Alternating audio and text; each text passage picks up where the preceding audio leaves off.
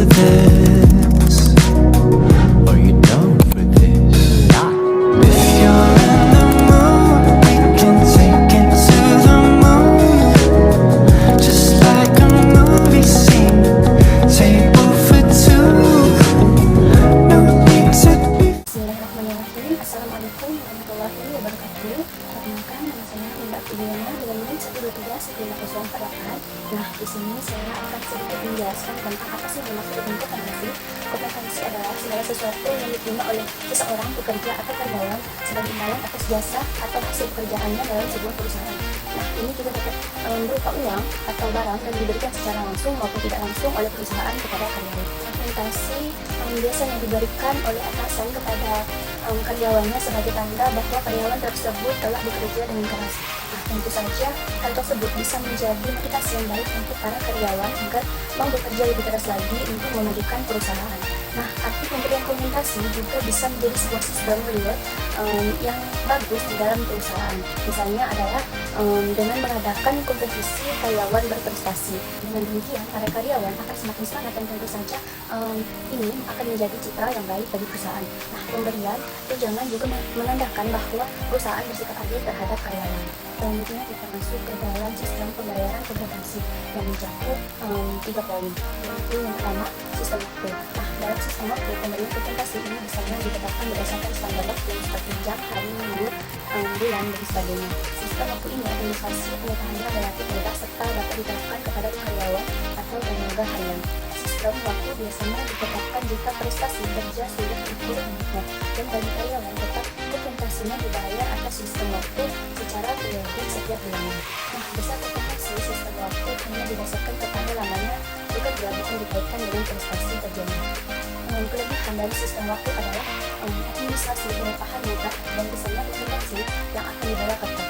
Sedangkan kekurangan dari sistem waktu ini adalah pekerja yang lolos pun kompensasinya tetap dibayar sebesar perjanjian. Selanjutnya yang kedua itu adalah sistem hasil. Dalam sistem hasil, biasanya kompensasi ditetapkan atas kesatuan unit yang dihasilkan pekerja seperti terpotong, teruji, motor, liter, dan sebagainya. Dalam sistem hasil, biasanya kompensasi yang dibayar selalu didasarkan kepada banyaknya hasil yang dikerjakan, bukan kepada lamanya waktu pengerjaannya. Sistem hasil ini tidak bisa diterapkan pada karyawan tetap dan jenis pekerjaan yang tidak mempunyai standar fisik seperti bagi karyawan administrasi. Nah, kelebihan dari sistem hasil memberikan kesempatan kepada karyawan yang bekerja bersungguh-sungguh serta berprestasi baik akan memperoleh balas jasa yang lebih besar. Jadi prinsip keadilan betul-betul diterapkan. Pada sistem hasil, yang perlu mendapatkan perhatian sungguh-sungguh adalah kualitas barang yang dihasilkan karena ada kecenderungan dari karyawan untuk mencapai produksi yang lebih besar dan kurang memperhatikan kualitasnya. Sedangkan kekurangan dari sistem hasil ialah kualitas barang yang dihasilkan kurang baik dan karyawan yang kurang mampu balas jasanya kecil sehingga kurang menyesuaikan. Yang ketiga ada sistem borongan. Nah, sistem borongan adalah suatu cara pengupahan yang menetapkan dasarnya jasa didasarkan atas volume pekerjaan yang lama mengerjakannya. Penetapan misalnya balas jasa berdasarkan sistem borongan ini cukup rumit, lama pengerjaannya serta beberapa banyak alat yang diperlukan untuk menyelesaikannya. Nah, selanjutnya kita masuk ke dalam pembahasan faktor-faktor apa saja yang mempengaruhi besarnya kompensasi. Yang pertama itu ada penawaran dan permintaan tenaga kerja. Jika pencari kerja atau penawaran lebih banyak daripada lowongan pekerjaan atau permintaan, maka kompensasi relatif kecil.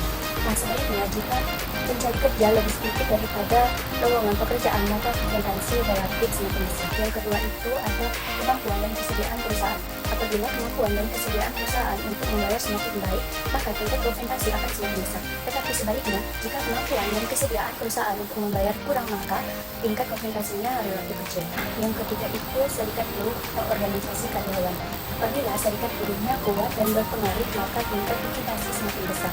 Sebaliknya, jika serikat buruh tidak kuat dan kurang berpengaruh, maka tingkat kompensasinya relatif kecil. Yang keempat itu ada produktivitas kerja karyawan. Jika produktivitas kerja karyawan baik dan banyak, maka kompensasi akan semakin besar. Sebaliknya, kalau produktivitas kerjanya buruk maka sedikit, maka kompensasinya kecil. Yang keempat itu ada produktivitas kerja karyawan. Jika produktivitas kerja karyawan baik dan banyak, maka kompetensinya akan semakin besar. Sebaliknya, kalau produktivitas kerjanya buruk serta sedikit, maka kompetensinya semakin kecil. Yang kelima itu ada pemerintah dengan undang-undang.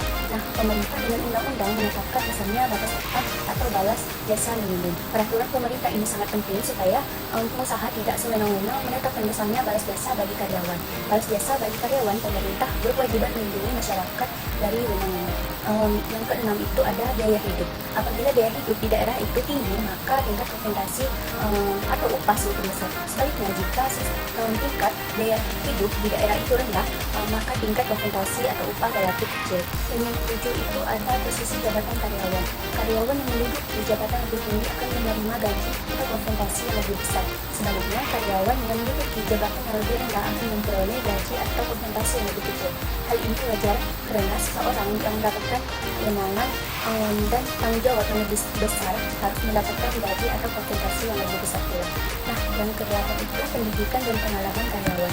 Jika pendidikan lebih tinggi dan pengalaman kerja lebih lama, maka gaji atau balas jasanya akan semakin besar karena kecakapan serta keterampilan yang lebih baik. Sebaliknya, karyawan yang berpendidikan rendah dan pengalaman kerja yang kurang, maka tingkat gaji atau kompetensinya akan semakin rendah. Nah, yang kesembilan itu ada kondisi perekonomian nasional. Apabila kondisi perekonomian nasional sedang maju, maka tingkat upah atau kompetensinya akan semakin besar karena akan mendekati kondisi buruk. Sebaliknya, jika kondisi perekonomian kurang maju, maka tingkat upah rendah karena banyak menganggur. Nah, yang ke-10 itu ada jenis dan sifat pekerjaan. Kalau jenis dan sifat pekerjaan yang sulit dan mempunyai risiko finansial atau keselamatan yang besar, maka tingkat upah atau balas jasanya semakin besar karena membutuhkan kecakapan serta ketelitian untuk mengerjakannya. Tetapi jika jenis dan sifat pekerjaannya mudah dan risiko finansial atau kecelakaan kecil, tingkat upah dan balas jasanya relatif rendah. Nah, mungkin itu saja yang dapat saya sampaikan pada kesempatan kali ini. Saya ucapkan terima kasih. Saya tutup. Assalamualaikum warahmatullahi wabarakatuh. Bismillahirrahmanirrahim. Assalamualaikum warahmatullahi wabarakatuh.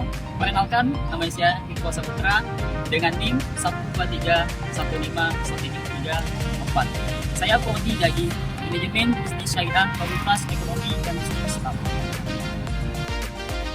Baik teman-teman, setelah kita mendengarkan pemaparan materi dari teman-teman saya, di sini saya juga akan memaparkan sebuah materi yang mana materi tersebut tidak jauh beda dari materi yang sudah dipaparkan oleh teman-teman saya. Terus, saya di sini akan menjelaskan mengenai materi teori upah insentif. Teori upah insentif adalah suatu sistem penggajian yang memberikan tambahan atau imbalan kepada suatu karyawan yang memiliki suatu potensi kinerja dan kinerja tersebut itu baik kepada perusahaan tersebut. Seperti contoh begini, kalian itu bekerja di dalam suatu perusahaan dan kalian itu kinerja yang kalian lakukan di suatu perusahaan tersebut meningkat sehingga membuat suatu perusahaan tersebut bisa meningkat, dan situlah yang disebut dengan namanya teori upah insentif. Menuju materi kedua mengenai upah jam lembur. Ya, upah jam lembur adalah suatu tambahan pembayaran kepada karyawan yang mana karyawan tersebut bekerja melebihi batas normal yang sudah ditentukan di dalam suatu perusahaan tersebut. Sepertinya bahasa yang sudah digunakan oleh kita itu sistem lembur, dan juga di dalam sistem lembur tersebut pasti ada kenaikan suatu gaji atau tambahan dari spesifik kita yang sudah lembur tersebut. Mungkin di situ. Oke, baik teman-teman, kembali lagi dengan saya masuk kepada materi yang nomor 3 mengenai penilaian kinerja karyawan. Penilaian kinerja karyawan adalah suatu proses sistematik untuk mengevaluasi seberapa baik seorang karyawan melaksanakan tugas dan tanggung jawabnya dalam periode tertentu di dalam suatu perusahaan tersebut, sehingga karyawan tersebut memiliki nilai lebih ataupun nilai plus di mata bos ataupun di mata atasan mereka. Mungkin hanya itu yang bisa saya sampaikan. Mohon lebihnya saya mohon maaf. Wassalamualaikum warahmatullahi wabarakatuh. Ya, Assalamualaikum warahmatullahi wabarakatuh. Ya, perkenalkan nama saya Supardi Alfarisi dengan NIM 123155158 dengan prodi manajemen bisnis. Ya, baik.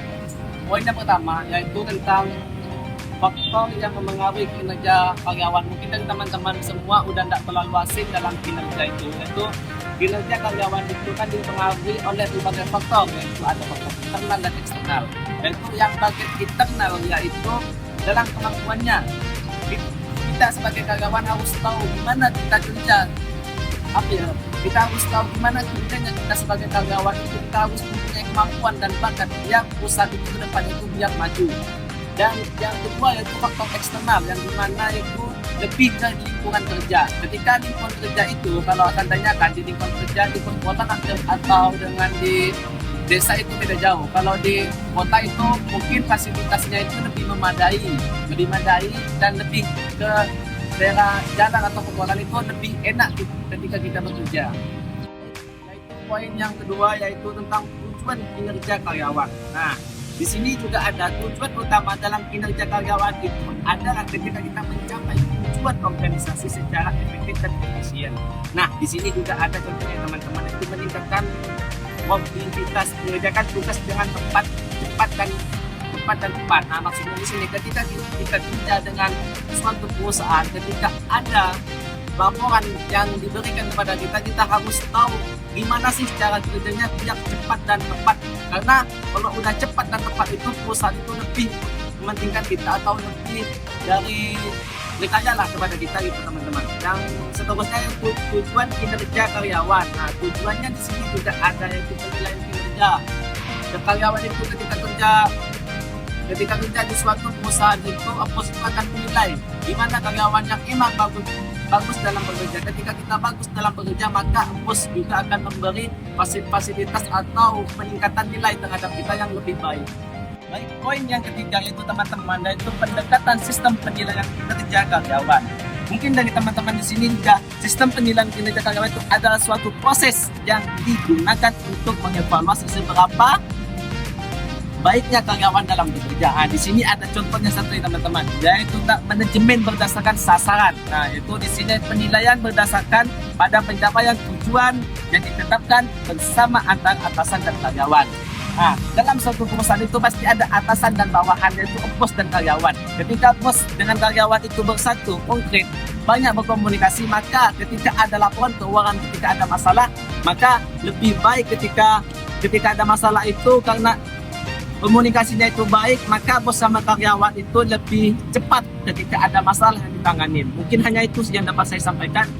Mohon maaf. Wassalamualaikum warahmatullahi wabarakatuh. And I'm down for this.